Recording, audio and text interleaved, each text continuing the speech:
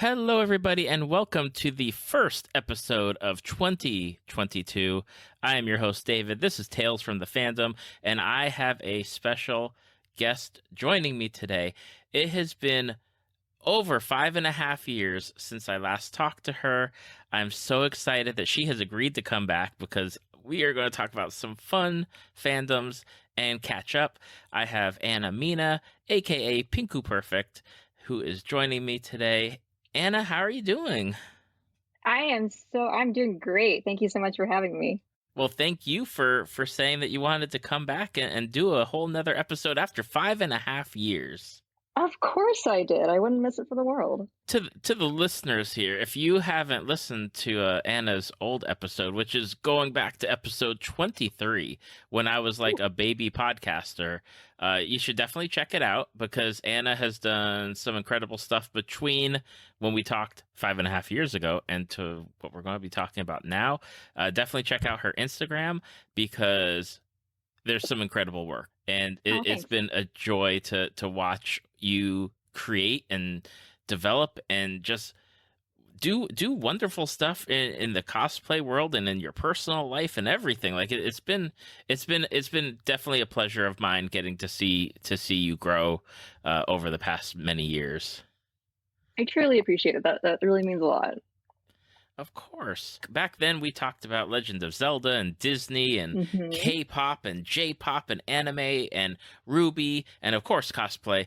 And back then, I was like trying to squeeze everything into like an hour. And it's works sometimes and doesn't work other times. But we got some great topics that we're going to talk about today.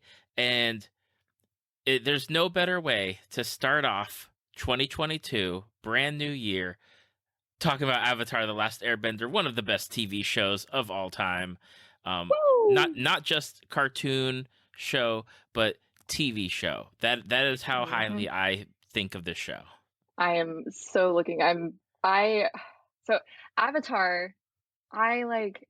I feel bad because I watched it for the first time, like maybe 3 years ago, and everyone was always like, "Oh, I grew up watching this. Like, Avatar's my entire childhood. Like, I love it so much, and it just has such a deep personal meaning to me." And I feel like I'm a little bit behind in terms of getting into the fandom and the show and everything. But since doing so, it's in like my top three. And anybody that I come across that they're asking for a show to watch, I'm like, Avatar, do it. And they're like, "Oh, I don't want to watch a cartoon." I'm like, "You're gonna watch it, and you're gonna feel good about it."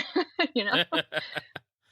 I mean, it's more than a cartoon because I mean they Hmm. they deal with some heavy stuff for back then a Nickelodeon kids show that's coming on. Like they're Absolutely. dealing with a number of topics that a normal cartoon show wouldn't deal with, and they get to do it in a serialized way where you really have to watch the show. And that was like my problem when I got into it, was I would catch episodes here and there and never Mm. have the full thing until I think like all the DVDs had released, and I was able to finally watch like the whole series straight through, and I was like, "Oh my gosh, like I missed so much. I missed so much character development. I can't believe they're talking about this." And it's just one of the best redemption arcs in a TV series that I've ever seen. It's just across the board one of those shows that it goes past like the, oh, it's a cartoon. Like it just Hmm. goes beyond that if people give it a chance. Absolutely. I'm totally with you. I think it's the kind of, maybe not the first of its kind, but maybe. I think that's why it just got so popular. And I think, like you said, around that time, we didn't really have, you know, cartoons that really talked about these deeper topics and that made you feel these certain things for these characters. Like I know, and I also like really enjoy Jasmine T now because of Uncle Iroh. What was the driving force for you to actually sit down and watch it after all these years? It wasn't really a driving force. It was more like an actual force. My roommate from my sophomore year of college, she was like, "Sit down. We are going to educate you on God." I don't know, like, from how just amazing the show was. And I remember just being glued to the TV like a 5-year-old watching cartoons in the morning, like right next to the TV.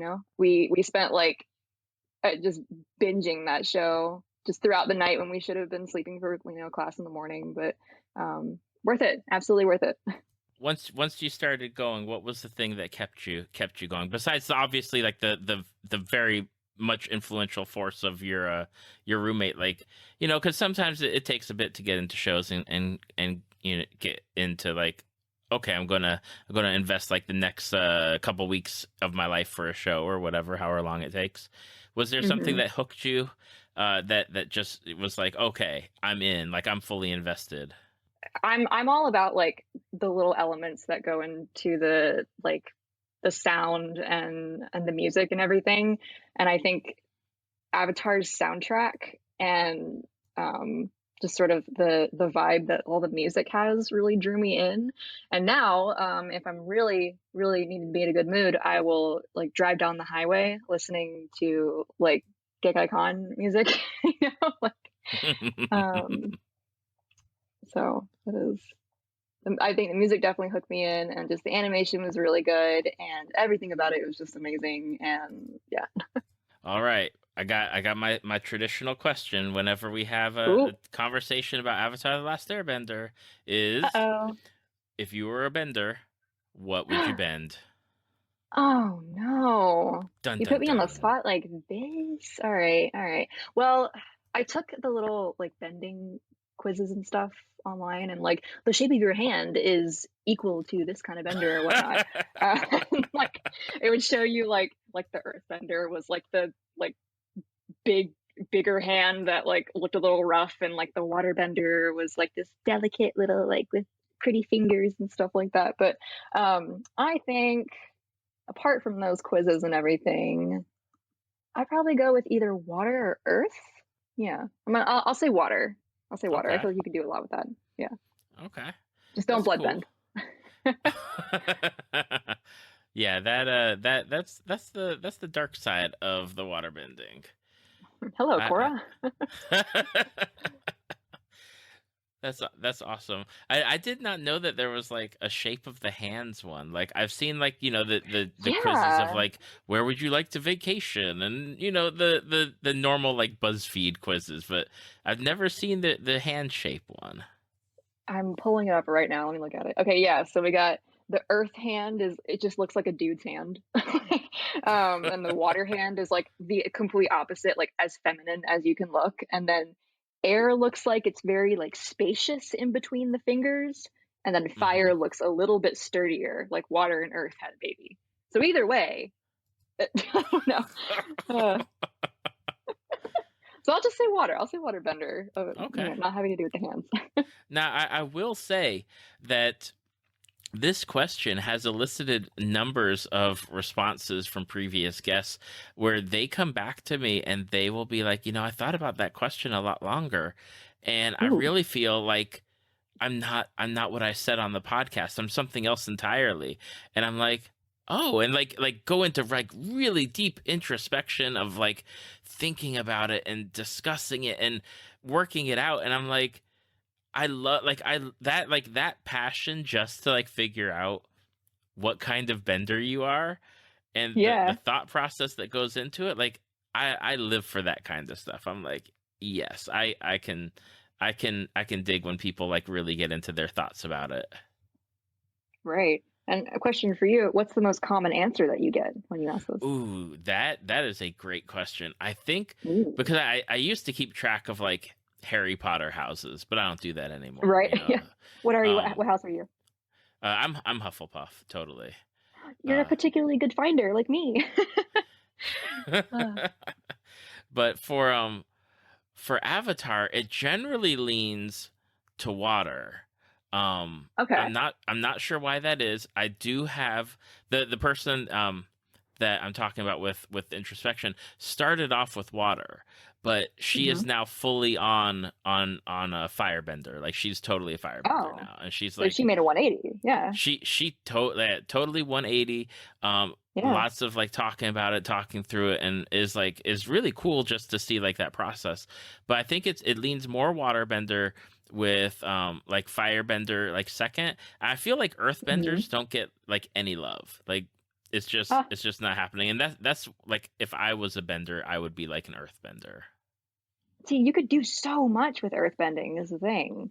Like, and if you could figure out how to do like metal bending and all that stuff too, like, Yeah, I think I would be like the traditional, like boring earthbender. I wouldn't be like oh my God, no, metal it's or not boring. lava or anything like that. It'd just be like, yeah, I'm cool. I'm cool with just like, moving rocks around and trees and whatever, I mean, that's I, super cool. now, wonderful cast of characters. Do you have a Yes. favorite? Is there one that is more precious to you than Oh, others?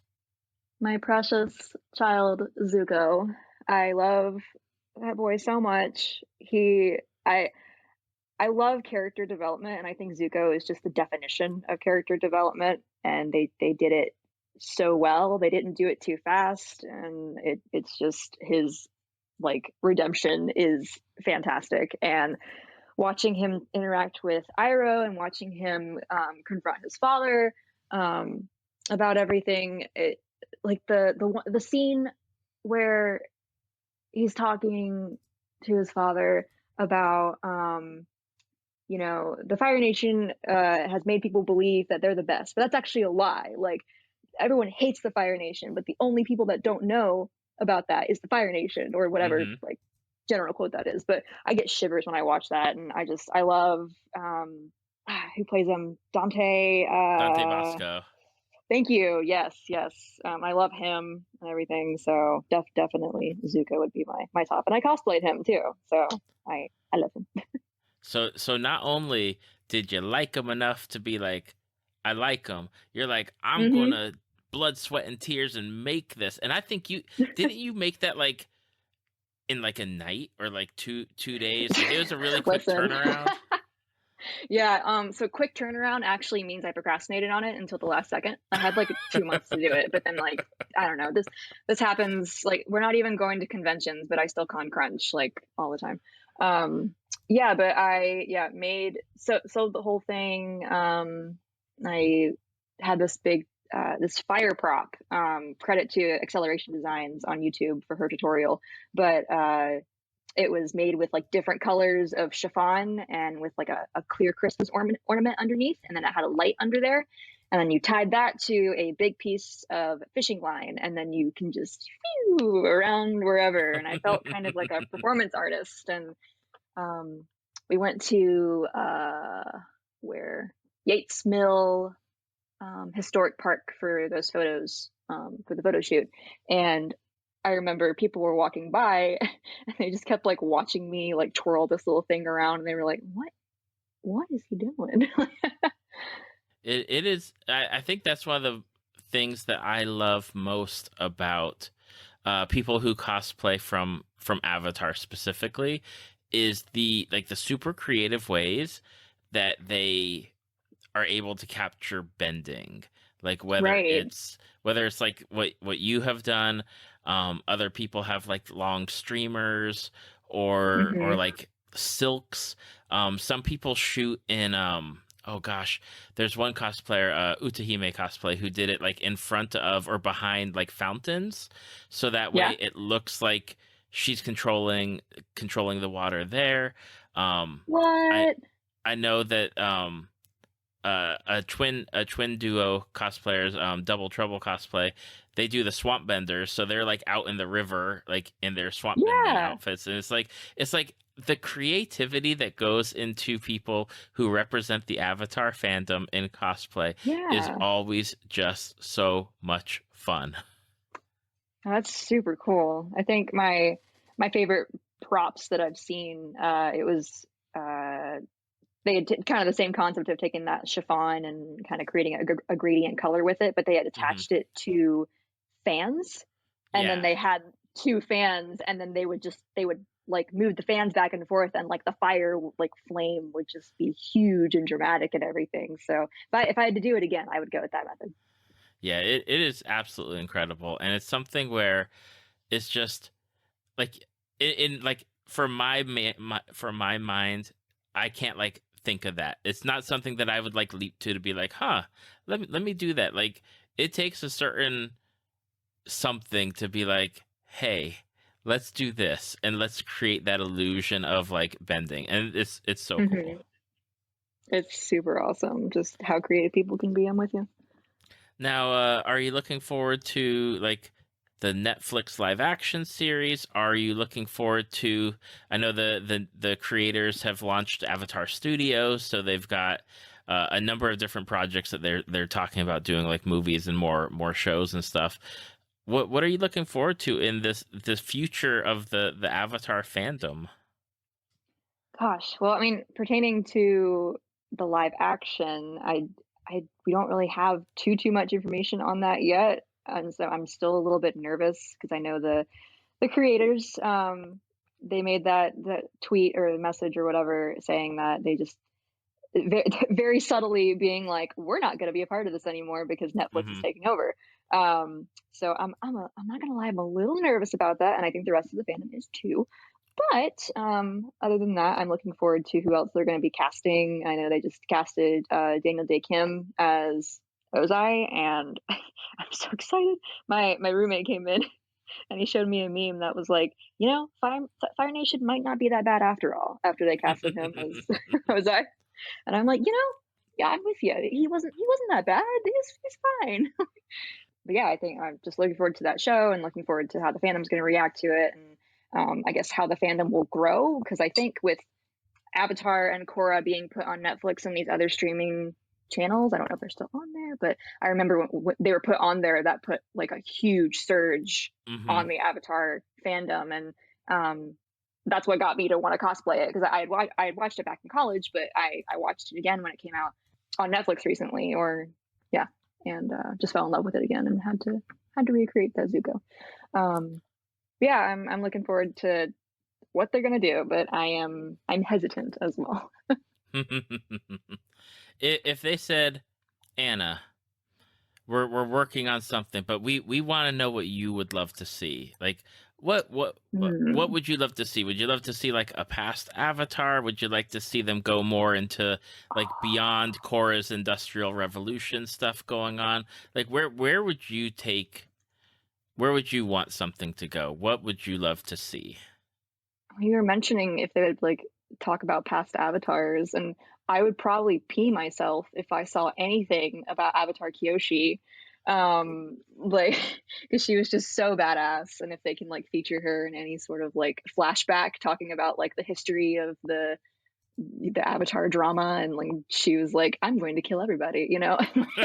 um, uh, so maybe that would be cool, or just I hope they get the representation of the characters right because that was an issue that they had in the last live action with good old Ong, not Aang but Ong, uh, really whitewashing everything. So I'm hoping they don't do that. And Well, I will totally say that I have never seen that movie.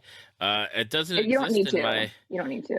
doesn't exist in my world. Mm-mm. I tried to tell my kids, I was like, please don't watch that. And I know at least one of them did and was like Oh no. really upset afterwards. I was like, I told you not to watch it. They're like, what did I say? Like of all the things, like I understand like because they were forced to watch some other bad book to movie adaptations where my daughter came home and Hmm. was like, this is not in the book at all, this is not how it's done. I was like, I agree, but you had to watch it for school. Okay, so like that's a pass. But whoever watched the Avatar movie, I was like, that's on you, that's your fault. This is a personal problem now. Don't involve me with this. That's right, that's right. That's so funny. Now on top of an Avatar, such a classic, and it feels weird to say, like we're coming up on like I know I think last year was like 15 years of Avatar, something like that, Oh God. where it had been around that long because I remember watching it like right before or after I was getting married. So is right, Hmm. I think it's 15 years. But um one so classic TV series, and now we're going to talk about a newish fandom, which definitely has a lot of Ooh. people that are into it. Some detractors as well. My family and I watched the entire series together because we really dug it, and that was Netflix's She-Ra and the Princesses of Power. Heck yeah, one of my faves. Now, were you all in when they announced it and they were like, "Hey, we're doing a She-Ra series on Netflix"? Were you like, "Hey, that's cool," or were you like, "Eh, whatever. I'll catch it, whatever." So going back on me being behind on everything, including Avatar, I was also behind on this and didn't watch it until later. But then when I did, I binged the entire thing and then was obsessed with it and fell in love, and now we're here.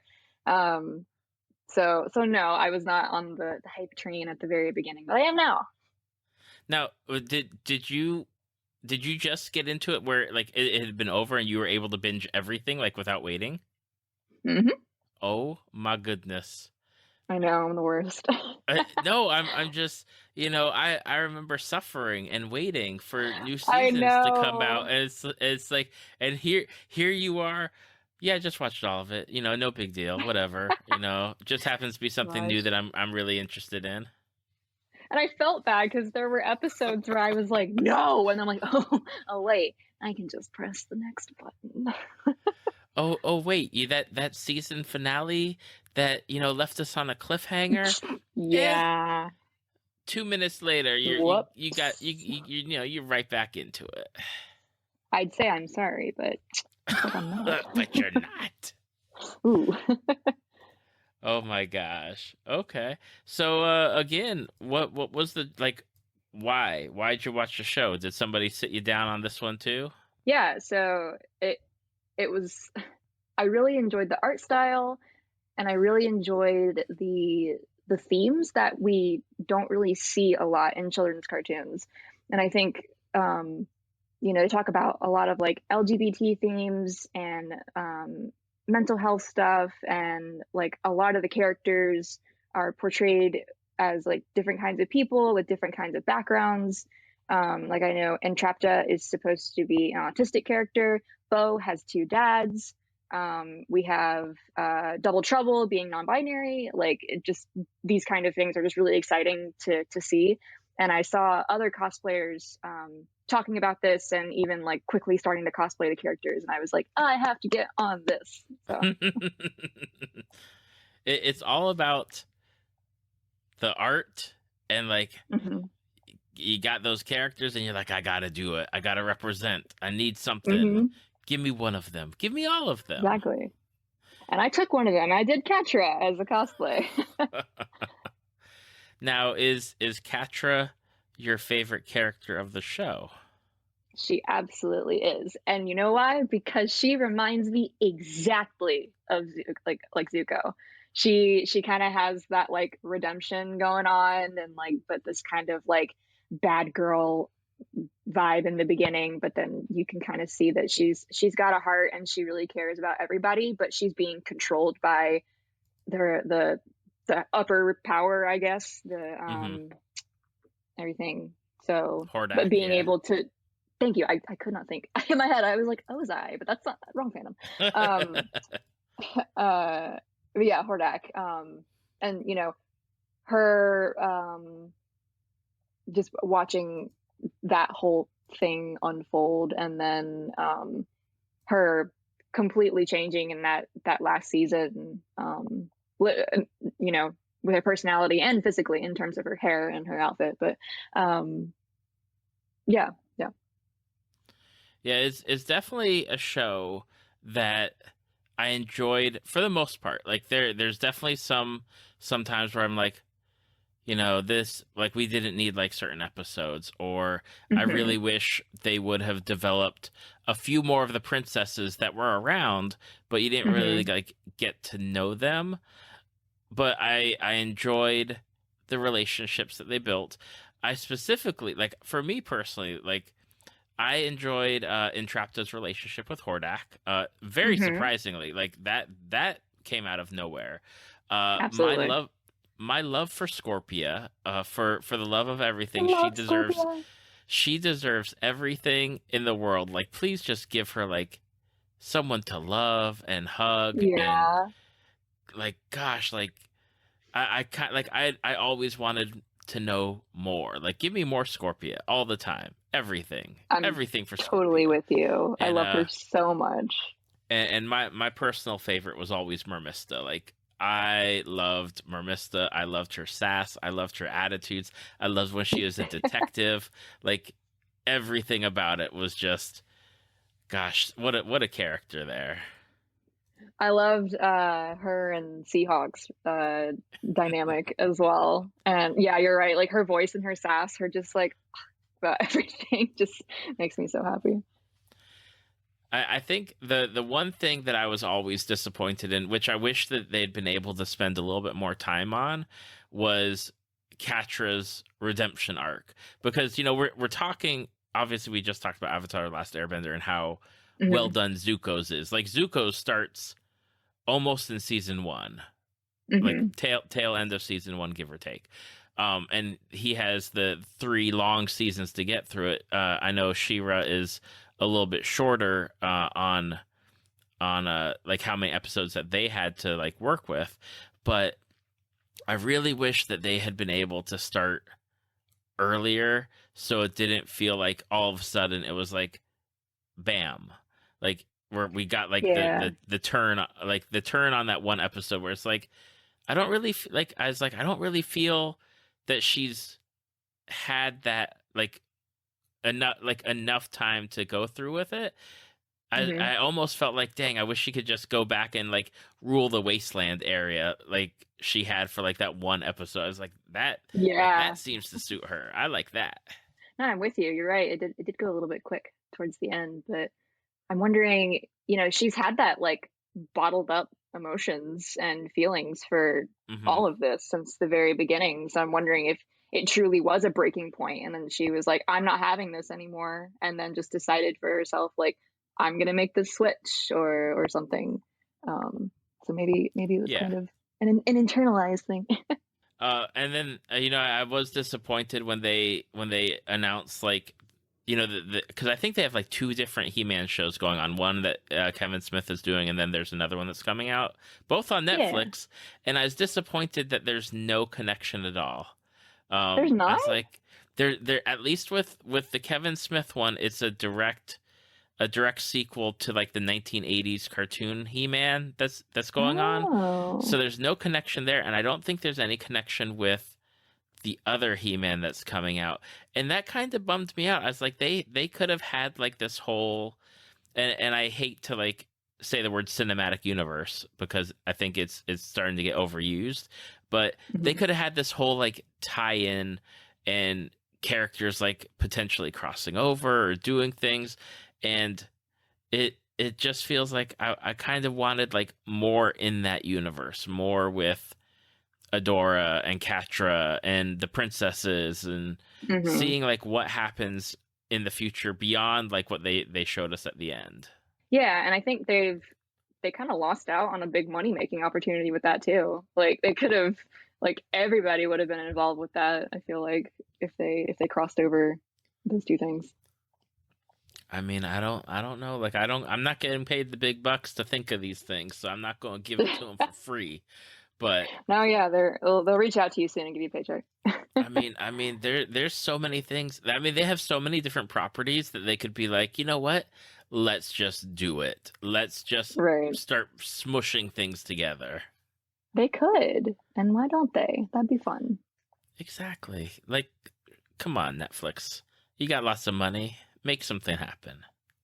Come on, Netflix. That's the theme of today. One of the things that you got started doing, like cosplay, I don't know if I can call it cosplay adjacent, and I hope that's not a negative term. But something that you started getting into recently or in the past couple of years was doing princess parties. Yeah, I guess I wouldn't put it under. I mean, I guess in my head, it's under the cosplay umbrella because I'm literally I am in costume and I am playing a character. So in my head, I feel like it's closer to cosplay than actual cosplay is. But yeah, no, I find it kind of funny that with the pandemic happening and cons sort of slowing down and everything up until recently, that I got this chance that the Princess Party company owner just messaged me on Facebook because she had saw a photo, I think of my Snow White cosplay from years ago, Hmm. and was like, "Hi, I'm looking for people, and I will pay you, and you'll be a part of this company, and we will do this, and it'll be fun." And I was like, "You have literally handed one of my dreams to me in a digital for like piece of paper just here." Like, I don't know. So I was very shocked, but really excited because it was something I wanted to check off my bucket list. And I'm if anybody knows me, they know that I'm obsessed with anything Rapunzel, Tangled related, and the company had the most perfect Rapunzel dress, like accurate that I could ask for, and the most perfect Rapunzel long braid wig that I could ask for. So not only did I get to just be a party princess and have fun and like go to these kids' birthday parties and make them smile and sing songs and everything, but I got to be Rapunzel. And so I'm just going to brag about that for a second. That's cool.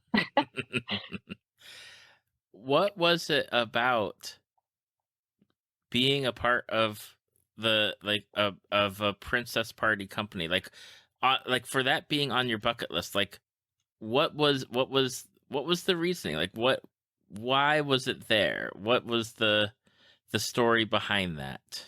I'm a huge Disney fan, and that also encompasses like Disney World and Disneyland. And so this was the closest thing that I could get to being a park princess. um, and I mean, I had friends who had done events and other parties with other companies in the past, and I've always talked about how fantastic it was. And I followed other people who do this for a living, which is insane to think about. So just lots of influence and pretty princesses I saw online and everything, and that's why I wanted to do it, and then I got to do it. Okay.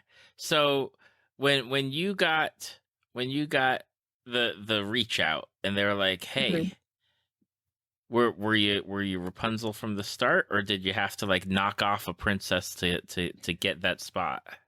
Oh God, it took actually a while to get to the Rapunzel spot.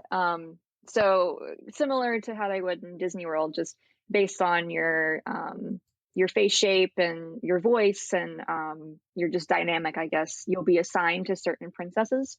Hmm. Um, so originally, I was assigned Aurora because I think I had a little bit of a longer face. And that's the kind of look that the park princesses usually have for Aurora, is kind of like a long, regal looking face. Hmm. So I was her, and I was like, I mean, pink, I'm cool with that. Like, that's fine.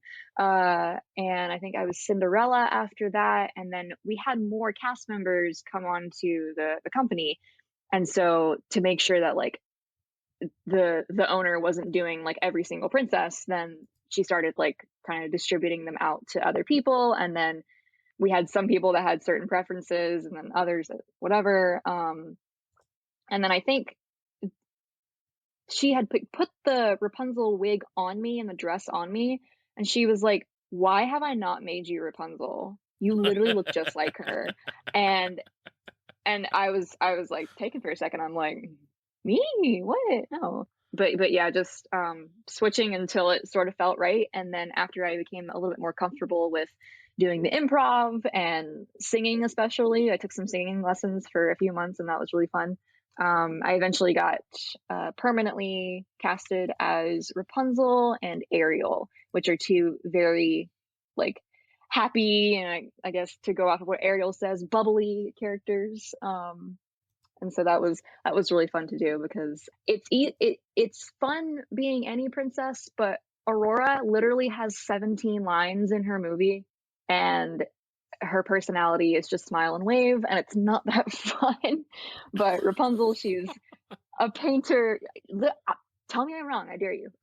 She's Rapunzel is a painter. She's a seamstress. She does pottery. She does ventriloquy. She does baking. She does every single thing. Just has like this fantastic personality of curiosity and wonder. And Ariel's kind of the same way. So it was really easy to improv those two characters. Yeah, I can't imagine, like, and I'm thinking now because it's been ages since I watched Sleeping Beauty. Hmm. I didn't realize that there was only 17 lines for her.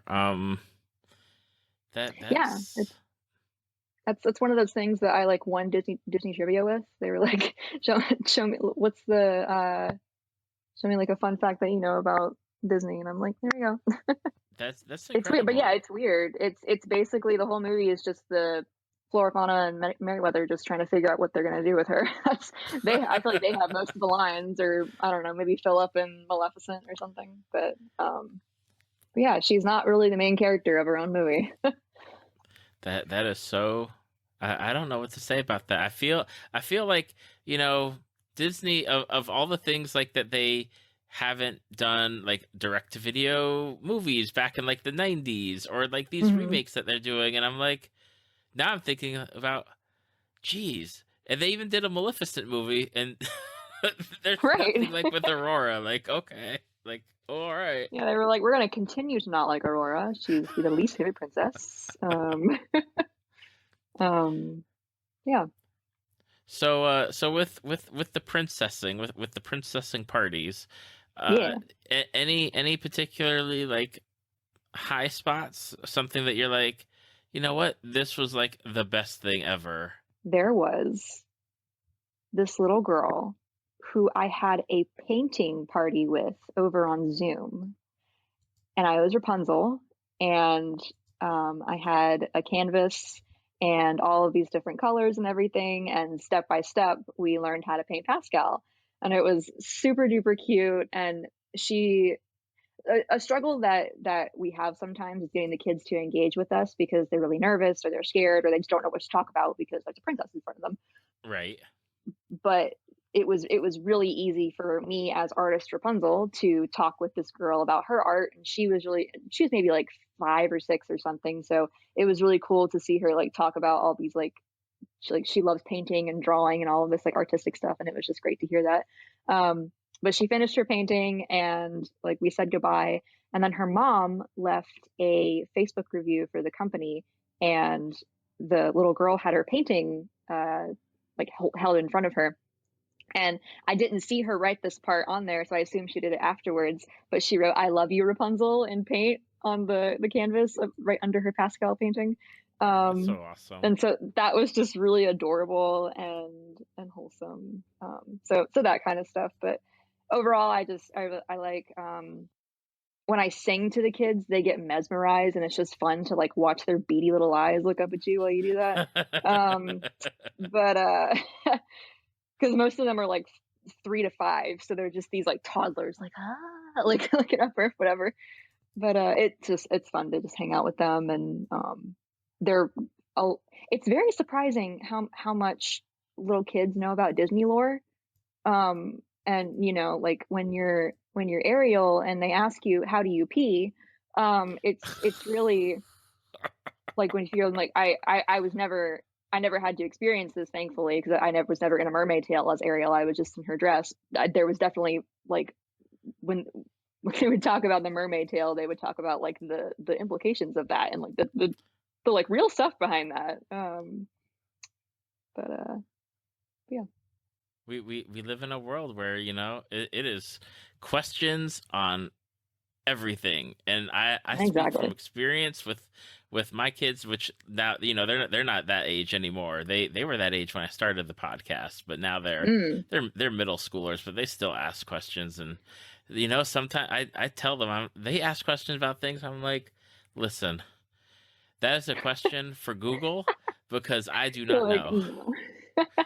You're like, don't come to me with that heavy loaded question. I'm not ready for that. Right? Like uh, there's just stuff I don't know. Like, I can't answer that question. I'm not like a geologist, or you're like, or I'm still trying to figure this something. out myself. Like, Like, uh, that's why you guys all have Alexas in your room, so you can ask questions about things, or iPads and laptops, and I I'm not like the know-it-all like they thought I used to be back in the day.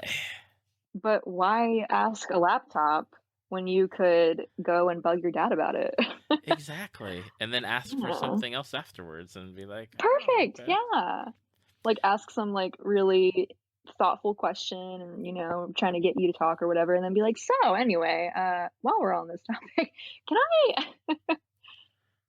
Yeah, now Uh, now it's candy, especially because we're recording this in November and Halloween just ah. ended, and it's like, can I have a piece of candy? And it's like, no, like you don't get to Ooh. just ask a question and then ask that too, like as a follow up. Right. Like, "Hi, how are you? How was your day? Can I have candy?" Oh. I know you said the princessing company is coming to an end. Is this Mhm. something that you're thinking of continuing in the future, either with another company or with like the charity groups that go to like hospitals or do like local events? Like, is this something that you're going to continue, or is it more of a you did what you did and that part is kind of like you're finished up and starting the new year with new things going on? Yeah, yes and no. The owner still has connects with all of us. She's still gonna do some princessing on her own and kind of focusing on more of those digital events that we were doing. Hmm. But we still have that connection with her to go to hospitals occasionally and do some kind of charity princess work instead of getting paid for it.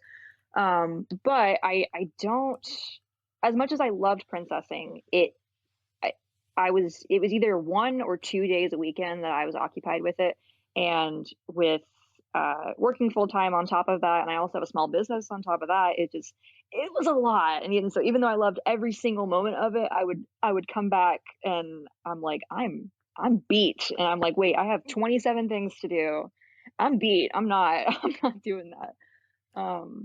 So yeah, probably not gonna try to go as extensive by joining another company unless like I don't know, like the pay is super good or something. I don't know, but um, but for now, I just enjoy just making the kids happy. So probably some charity work, and I'm getting my own Rapunzel dress and Rapunzel wig in, so I can uh, maybe I can go off and do my own princess things, go solo. Who knows?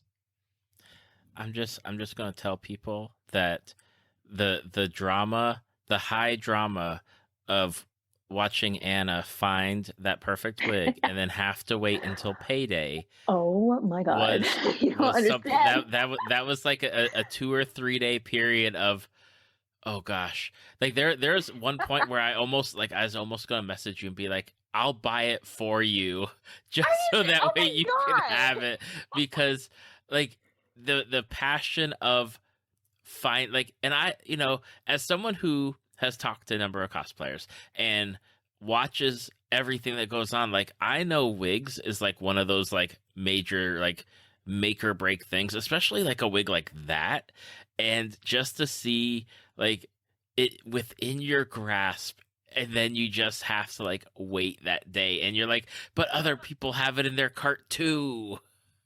Yeah, and I was genuinely surprised that it was still for sale because that seller is known in the princess party community, in the cosplay community, in the, like, modeling community and everything for their wigs, and the fact that this one was still for sale and that it hadn't budged in, like, 3 days, I was like, "What? Is something wrong with it? Like, what's going on?" So when I've never hit checkout so quickly in my entire life, and I was waiting, like, I was refreshing my bank to see when my money would come in. Really just wanted to get that wig, and now I got it, and it's gonna be here. I think it's gonna ship by December 15th, but if it can ship here sooner and get here, like, maybe a week before would be perfect. My first convention back after, like, God, 2 years? Yeah, is gonna be Holiday Matsuri in, Orlando, so I'm really wanting to bring her and just, like, make a big re-debut and everything with my dream cosplay at my favorite convention too. So Well, Anna, we're at I mean, obviously we're talking about cosplay now, so Yeah. You're a cosplayer. Five Am and a I? half years ago, you were wrapping up, and you had just completed. Uh, I think it was probably one of like the more difficult builds that you had back in the day with Jane Mm-hmm. from the movie, the Tarzan from Tarzan? Tarzan. Yeah. Yep, Disney's Tarzan. You had just completed Jane, and I Yep. remember you being like super hype about that. But it's been 5.5 years. Like, what have you been up to since? Like, it's not like I follow your Instagram or anything. Like, I don't know. Like, Who are you? I don't know. Like, I don't know. Like, yeah, there's been some on and offs in terms of how active I am in the cosplay community just as I find myself as an adult, because that's just what you do in your early 20s, I guess. But um, I've, let's see, since then, oh, we got a whole slew. Um, I'm currently scrolling on my Instagram right now so I can look through photos because I don't remember what I cosplayed myself, even that many. Okay, there's Jane. All right. So since Jane, we have got Princess Anastasia. We've got Corpse Bride. We have Miraculous Ladybug. We have Bombshell Harley Quinn. We have Coraline. We have Sarah from Labyrinth. We've oh, got. oh my gosh. Let's just say Oh Sarah from yeah. Labyrinth. Stunning. Absolutely wonderful Thank work on that you. dress. Thank Like, you. cannot believe it. It's definitely one of my favorites, and I've as I've developed my sewing skills over the years, I look back at my old cosplays and I'm like, ew, that's ugly, and I'll like throw it away. Because is Jane somewhere in a landfill? Absolutely, unfortunately, No. but I will never throw Sarah away because it's just I put like blood, sweat, literal blood, sweat, and tears in that dress. Yeah, I got Sarah. We got Ochako from Boku no Hero. My favorite cosplay so far has been Aya Mariyama from Bang Dream. That's like my favorite. I did a few Ariel designs because you know I love Disney. I did Holiday Tinkerbell at Holiday Matsuri, and then my recent ones I've been a little bit quieter just because I started working at Spoonflower in February, and since then I've been really busy with them making content for them. And so after I make content for them, I get off work and I go, I have to make content for myself. I've been doing that for 8 hours. Do I want to do that? Which is it's fine, but like I love my job so much, but it does it's easy to burn out, I guess, when you're just like spitting out content over and over again. But I'm hoping with cons, researching and everything that I can because the whole reason why I would make cosplays is to wear them to conventions, and without that sort of drive to go and hang out with my friends and do groups where we have like I have to finish this cosplay in time so I can make it for the group. Yep. um I think when that aspect returns, because going back on me procrastinating all the time, I need something to push me to finish a cosplay. I think I can. I've got a whole bunch of plans in my head of what I want to do for like the next year or so, and but recently just like we already talked about, cosplaying Zuko and cosplaying Katra have been my two that I've done recently. Um, yeah. Now, over the 5.5 years again, Hmm. um, since we last talked, what is as far as cosplay goes, like what's the thing that you feel like you've grown the most? And I know you mentioned sewing, but is that Hmm. like the thing where you're like, you know what, dang, like I can do this so much better now, or is it something else where you've like dipped your toes into doing other things that you didn't think you're ever going to do? I'll probably just stick with sewing because in many aspects I have grown as a seamstress. I've always been self-taught, and it would be like I put fabric on the ground, I cut out a shape. If that doesn't work, I try again, and then I learn from that. But going back working at Spoonflower, I make content for them and I do like sewing tutorials, and I have to like follow all of these precise rules and make sure that I do everything right, because if not, the DIY moms are going to come yell at me, and they're like, well, you didn't do this right. You're supposed to do it. You're supposed to cut with this kind of scissor. You're supposed to cut on this kind of line or whatnot. So I didn't know how to use a sewing pattern before, and now I know how to use a sewing pattern, and I'm really good at it. Just in terms of like technical sewing things and like cleanliness, my inside seams on my dresses and everything are so much better. Like if you were to look at Jane on the inside, it would look like just strings, pretty much, just loose threads. Also from not just from Spoonflower is where I've learned all this, but over the course of the past 2 years, I've opened up a little Etsy shop where I've been selling face masks, and they've been just normal pleated masks, but I've had to make them completely straight and perfect every single time so that they're selling quality.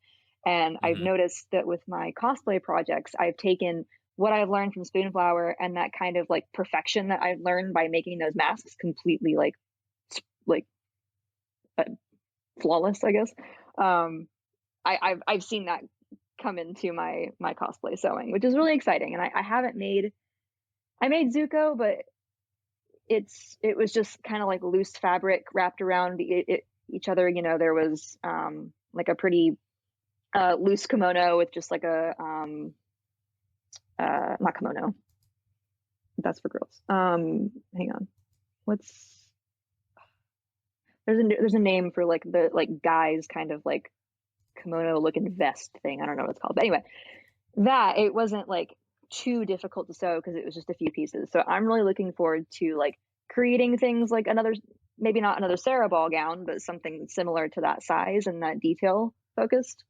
And just seeing how clean it can look. And I love competing in cosplay competitions too. So that aspect sounds fun when I've got more of these sewing skills on my plate. Right.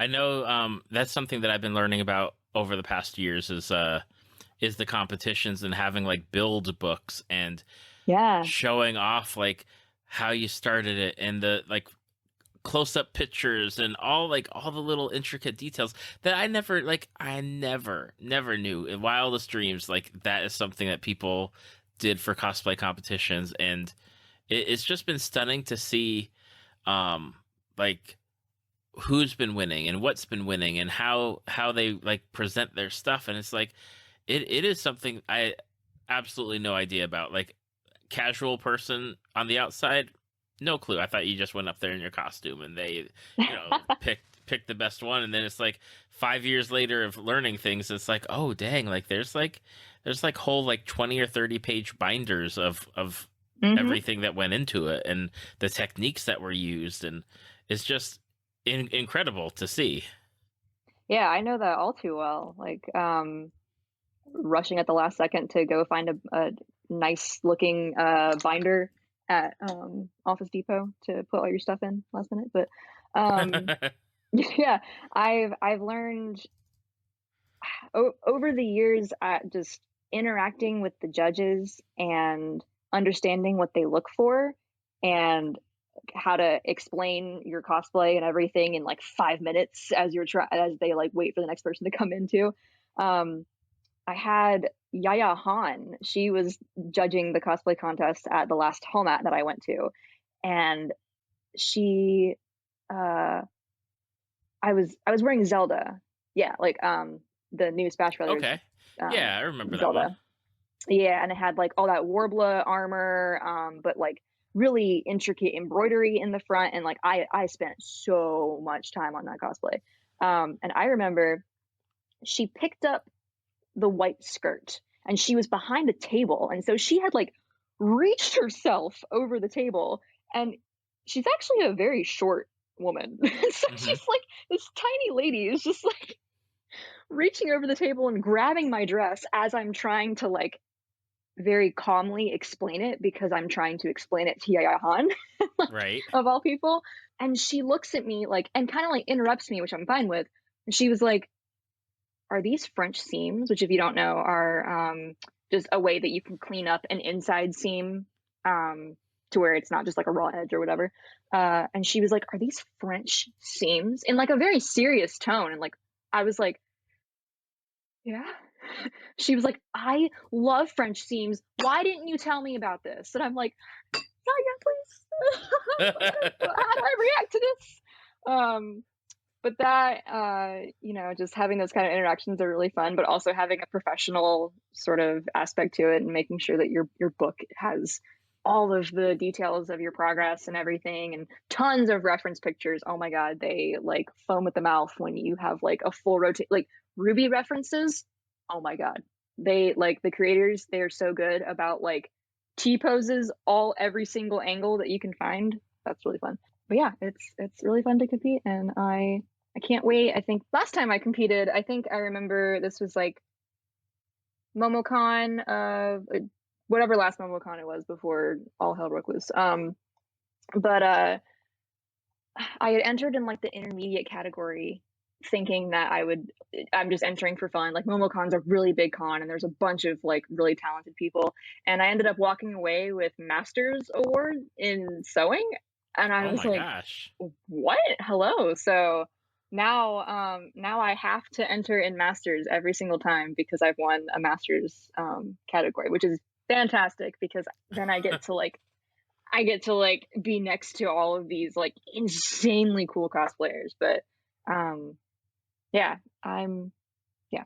So you mentioned you're working for a company called Spoonflower, which Hmm.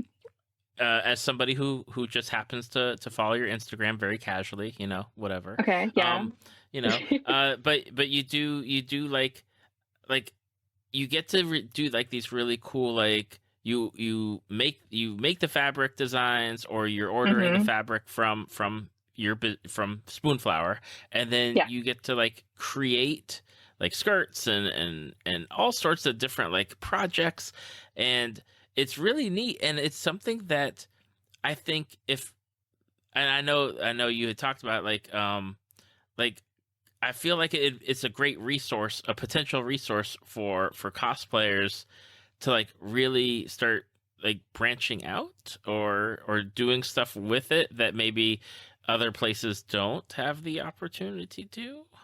absolutely. And that's a really big reason as to why I was hired, is because I have this sort of liaison into the cosplay community, and the whole custom aspect that Spoonflower offers. I think cosplayers can utilize that like crazy, but I don't think people really know, or cosplayers don't really know about Spoonflower. I don't think Spoonflower knows about cosplayers. So my mission for the next year is to create. 'Cause I work in marketing specifically on the content and the blog team. We work on the Spoonflower blog.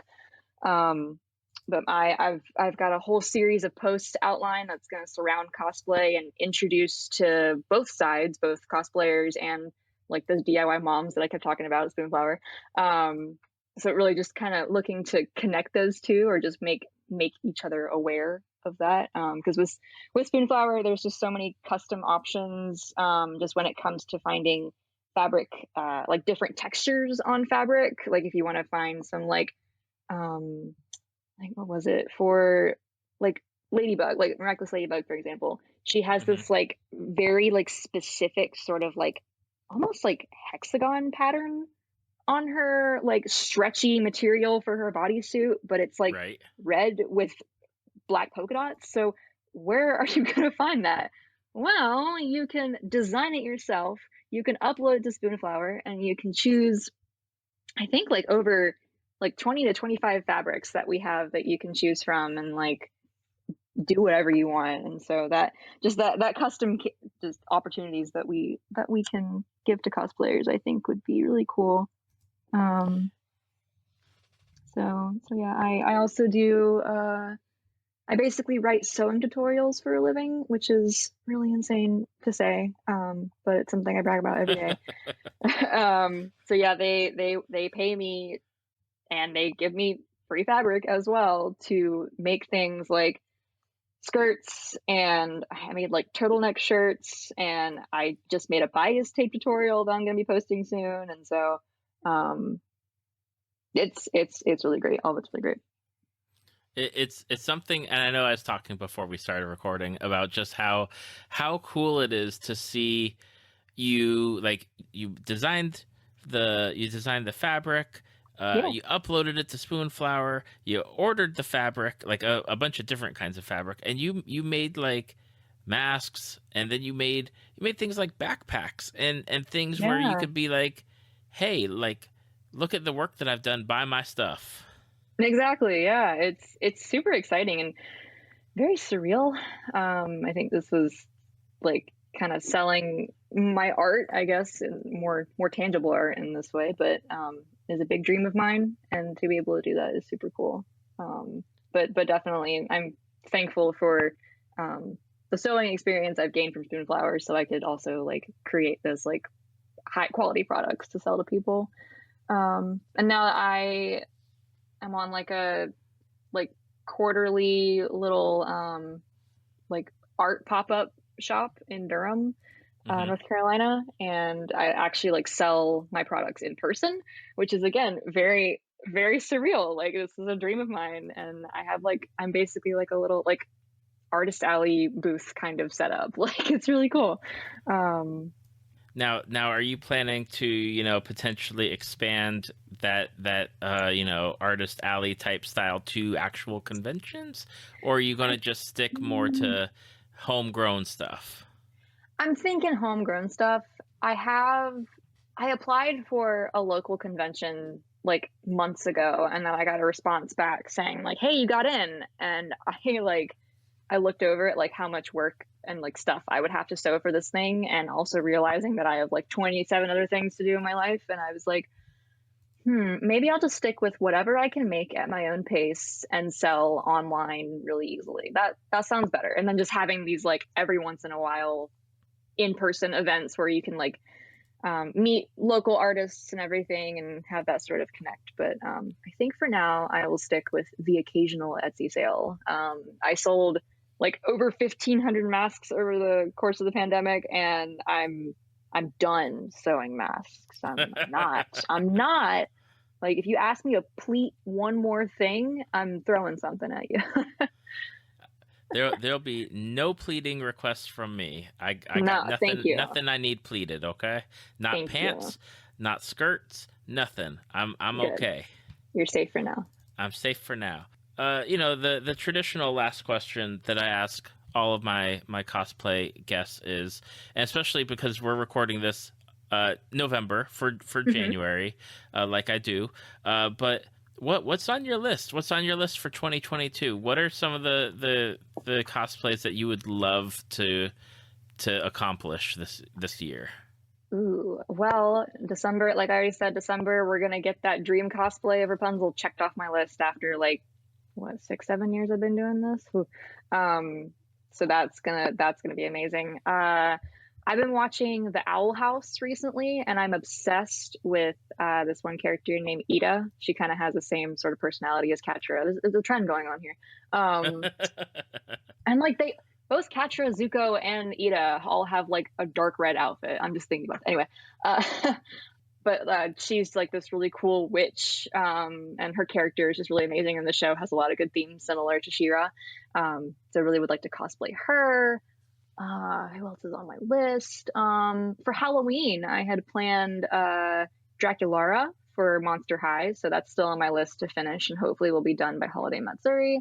I think just going back to conventions and just seeing how what how that feels and what that's like and what kind of builds I want to make for that. I'm going to KatsuCon for the first time, hopefully, if things don't fall apart again, in February, which is really exciting. That's like my number one dream con I want to go to. So I'm bringing my dream cosplay to my dream con in 2022, and I could not ask for anything better. That's awesome. That's gonna be Yeah, so exciting. I know. I'm can't even express how like elated I am. Anna, I mean, I've obviously, gotten to talk with you for well over what we had said, and that's totally cool. I'm good with that. I'm good with it too. But for people that maybe didn't listen to your first episode and they're like, "Dang, I need to follow Anna. I need to see what's going on. I need to see what she is bringing Ooh. out in the cosplay world." Where can people find you? I'm mainly on Instagram. You can follow me at Pinkuperfect, but you can also find me on TikTok, same handle.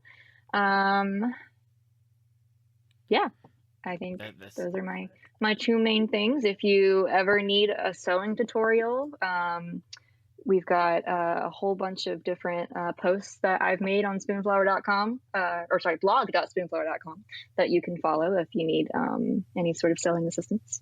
Yeah.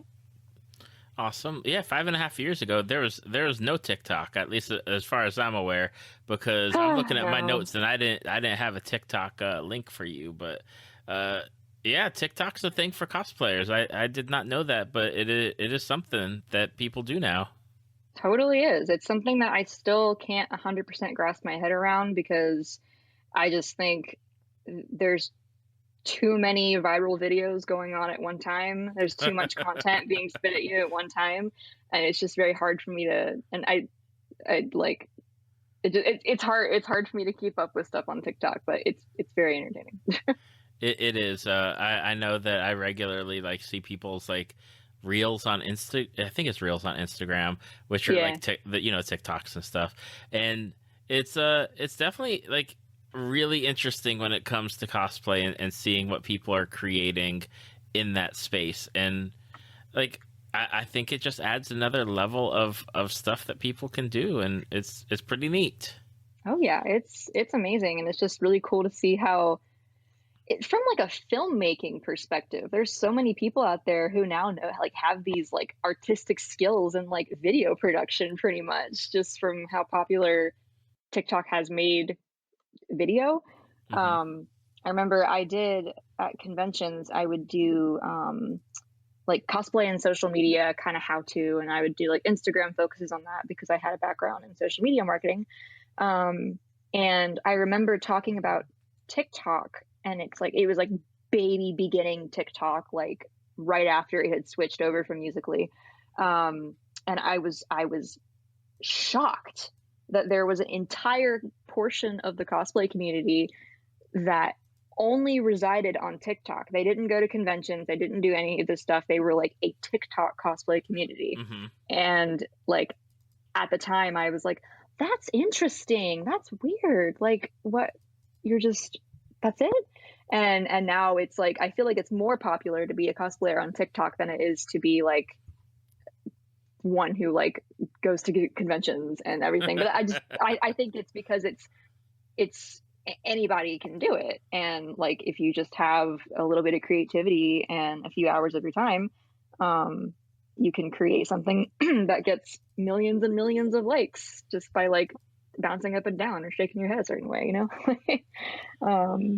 Yeah.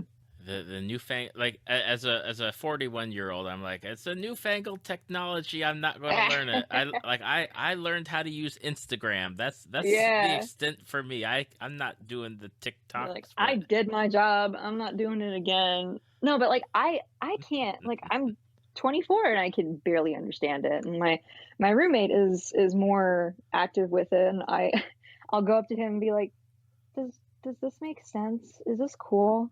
And he's like, yeah, it's cool. And I'm like, okay, cool, I'm gonna post it. I feel like I don't know, I'm like don't know what I'm doing. But it's fun. All right. Well, for people that are listening, the links are in the show notes and on the Facebook page and website. And there's going to be a link to Anna's original episode down there too, if you want to go back 5.5 years and take a listen to Anna, early stages of cosplaying and hearing about some of her fandoms. But Anna, I want to say thank you to you for coming back, for saying that you'd like to come back and talk to me, and we get to hang out again. Of course. I'm always happy to do more episodes and hang out and talk about things we love. Thank you for listening to Tales from the Fandom. Subscribe to us on iTunes or your podcast app of choice. Follow us on Facebook at www.facebook.com/Tales from the Fandom to see photos, links, leave feedback, and check out upcoming guests. If you'd like to be a guest, email David at talesfromthefandom@gmail.com.